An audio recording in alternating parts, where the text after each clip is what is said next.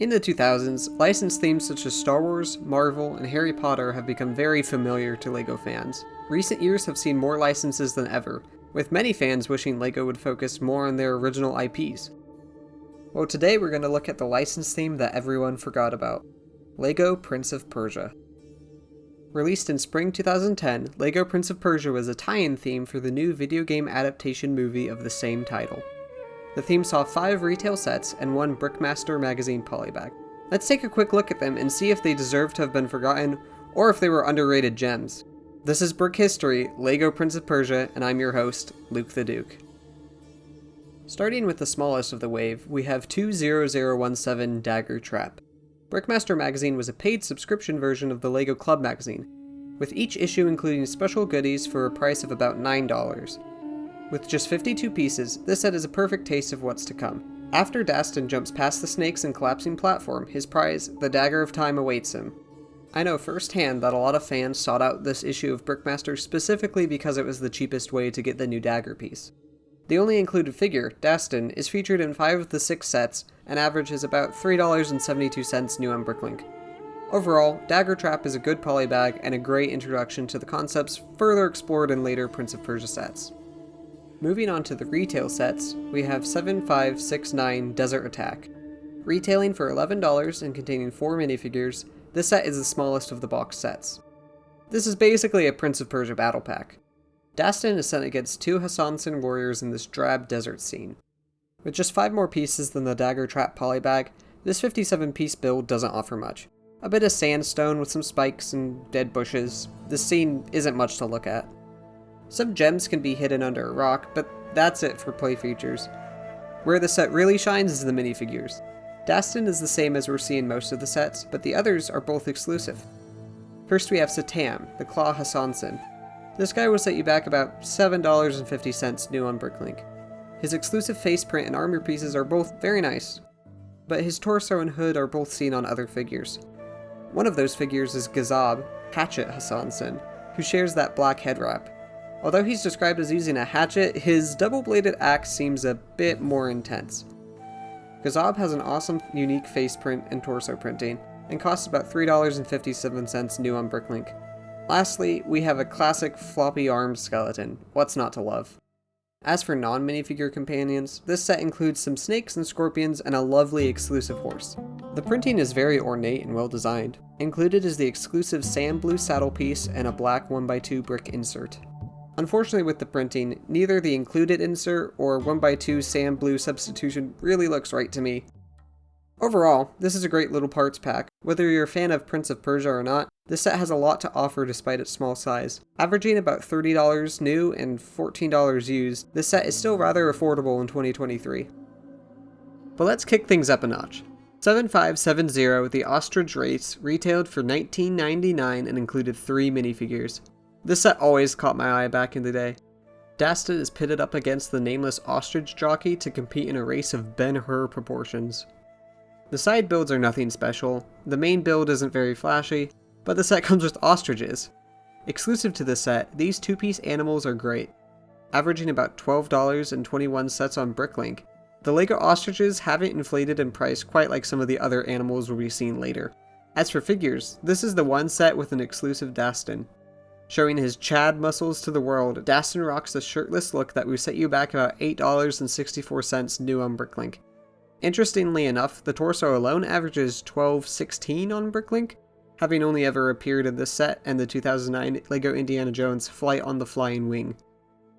Featuring exclusive face and torso printing, and a turban that only ever appeared in one other set, Sheikh Amar is exclusive to this small set. He's a cool fig, and costs only about $5.22 new on Bricklink. Nameless and generic, Ostrich Jockey features a printed head and torso that both appear in later Prince of Persia sets, and sells for about $3.85 new on Bricklink. Overall, this set really just shines in terms of minifigs and the ostriches. The builds aren't very interesting, but also aren't bad. At an average of $44 new and $33 used, I'd say the set probably isn't worth it unless you can find a cheaper listing. I got mine used for about $10 on eBay, which was worth it for the ostriches alone. Not all sets are created equal, and this next entry proves that for me. Retailing for $29.99, 7571, The Fight for the Dagger is quite possibly the strongest of the Prince of Persia sets. It's hard to know where to even begin with this one. There's a lot going on. Containing 4 minifigures and 258 pieces, The Fight for the Dagger is really a standout in the wave. The Arabic architecture instantly catches your eye, with the shiny golden dome, nougat tan and white stone walls, and the cloth sunshade. This set has a lot of atmosphere. The marketplace vibe with the merchant makes this set feel lived in and vibrant. Where the set lacks would probably be in its play features, with a trapdoor and collapsing balcony that kind of feel like afterthoughts. But the designers more than made up for it with the rest of the inclusions. The structure looks great. The little bits of plant life bring in some nice color, and the side builds fit in perfectly. For the minifigures, we have our standard Dastan, and joining him this time is Princess Tamina. Appearing in 2 sets with the Prince of Persia exclusive torso print, Tamina averages $6.03 new on Bricklink. She's somewhat plain compared to many of the figures in this theme, but her inclusion in here is certainly welcome. In contrast, we have one of the shiniest figures in the theme, Asaka. Decked out in a rare golden chest piece and exclusive golden helmet, Asaka stands out. His face and torso prints aren't exclusive, but he still has a great look. Surprisingly enough, he sells for only about $7.95 new on Bricklink. Lastly, we have the Alamut Merchant, who features an exclusive white version of the Prince of Persia head wrap. His face and torso are seen in other sets. He averages about $8 new on Bricklink. More valuable than himself, his camel is the star of the show. Keeping up the trend of exclusive desert denizens, this camel in dark tan is set exclusive and sells for about $32 new on Bricklink. By sheer luck, I was able to get 3 of these in one eBay listing for only $20. This set really captures everything that Prince of Persia did well. Above all other sets, I'd recommend The Fight for the Dagger for fans looking to get into the theme. At an average of $80 new and $47 used on Bricklink, I'd advise looking for eBay listings where this set tends to be a lot cheaper. Now we come to the penultimate entry for the Prince of Persia theme, 7572 Quest Against Time. Retailing for $49.99 and containing 4 minifigures, this 506-piece set really feels out of place in the wave. Gone are the desert landscapes and Arabic architecture. Instead, we find a dark, jagged cave. Quest Against Time leans heavily into the idea of platforming. There are a series of traps and pitfalls that Dastan must parkour over to stop Nizam. The concept is really cool. I wish more sets would do this. It just feels out of place. Compared to the other sets, this one is bulky and unwieldy. Although it has some cool rare or exclusive parts, like the yellow light brick, it kinda just feels like a big gray blob.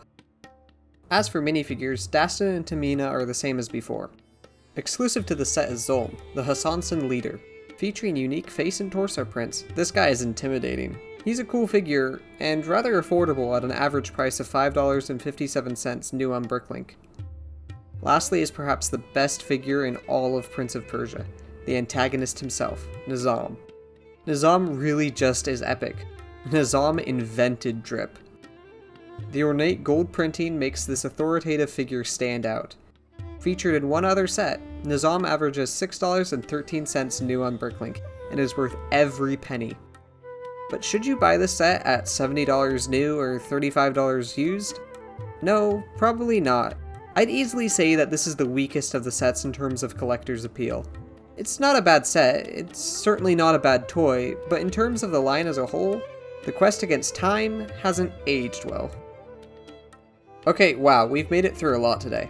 As a reward for our journey, we have reached the largest and most expensive set in the Prince of Persia theme. Set 7573, Battle of Alamut, featuring 7 minifigures and 821 pieces, retailed for $79.99. Let's see how the set holds up today. Starting off, we get a great picture. This set is really eye-catching. The stunning architecture of Alamut displays a picture of grandeur and power. Ivory white pillars, strong fortified walls, and gold-capped buildings send a message of wealth and domination. Protected with barrel traps and catapults, attackers must either scale the walls via the platforming on one side, or blow their way through the wall on the other side. If those methods don't work, one can use the ballista to burst through the main gate. Once inside, a lavish palace awaits you, where Nizam is hiding the Dagger of Time. If the great-looking building wasn't enough, the minifigures really shine.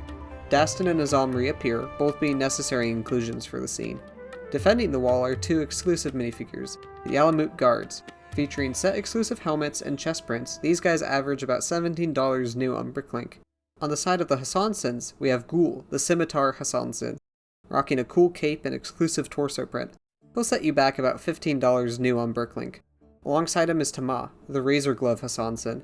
He's made up of pieces all seen in other Prince of Persia figures, but also features an exclusive hand dagger that unfortunately did not come in the eBay lot I purchased. He sells for about $6 new on Bricklink. Lastly, we have Mace Windu, say so, exclusive to the set with a unique torso print. He costs about $10.75 new on Bricklink. Like the other sets we've already seen, the Battle of Alamut features a special animal friend, this time being the camel in light tan. Averaging $43 new on Bricklink, this guy is easily the most expensive single piece in the entire theme. It's really great to see so many figures in this set. The set feels full of action and can be easily rearranged with its detachable hinging walls. I really love this set. It looks great, it plays great, it has a ton of awesome rare or exclusive pieces, but at an average of $170 new or $95 used, it's hard to recommend. I got mine complete in used condition for about $80. It definitely felt worth it. If you can get it for $100 or less, then I'd say it's a great addition to any collection. So now we can look at Prince of Persia as a whole. Like most video game adaptations, the film majorly flopped, but the LEGO sets really didn't. My quick ranking from worst to best would go Quest Against Time, Dagger Trap, Desert Attack, Ostrich Race, Battle of Alamut, and finally Fight for the Dagger. I would say that every set in the theme is good. I'd just recommend some more than others. Generally, these sets go up for fairly cheap on eBay, so I'd keep an eye out for them there. Prince of Persia is really characterized by great minifigures, fun sets, and cool pieces. Exclusive prints and pieces abound, and colors like gold and medium nougat are great to see in large quantities. Themes like Star Wars, Marvel, and Harry Potter might get dozens of sets a year, but sometimes these smaller licenses have so much more charm. I'm not a fan of Prince of Persia, but I am a fan of its LEGO sets. The atmosphere of a Middle Eastern world is something so rarely captured in LEGO.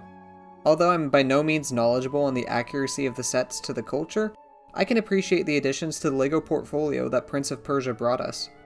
I really can recommend checking this theme out. But that's about all I have to say for this forgotten theme. I'd love to hear what you guys think. It's so rare to see anyone talk about LEGO Prince of Persia nowadays. Do you guys have any of the sets?